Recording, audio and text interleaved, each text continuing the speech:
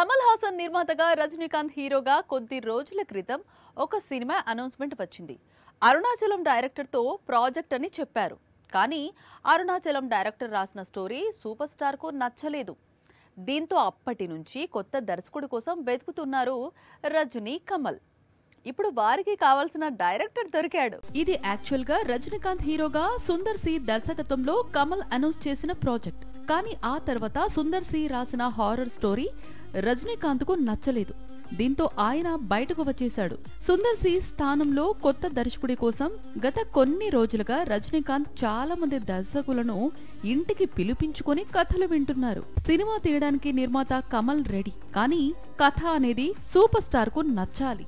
ఆయనకు నచ్చితే cinema start అవుతుందని నిర్మాత కమల్ కన్ఫర్మ్ చేశాడు. దీంతో ఇప్పుడు రజనీకాంత్ మీదే కొత్త దర్శకుడి ఎంపిక ఉంది. ఒక దశలో పేటా డైరెక్టర్ కార్తిక్ సుబ్బరాజును పిలిచి అవకాశం ఇస్తారని ప్రచారం సాగింది.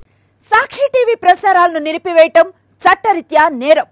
సాక్షి టీవీ ప్రసారాల కోసం మీ స్థానిక కేబుల్ ఆపరేటర్ను వెంటనే సంప్రదించండి. DTH లో ఇంటర్నెట్ లో కూడా సాక్షి టీవీ ప్రసారాలను వీక్షించవచ్చు.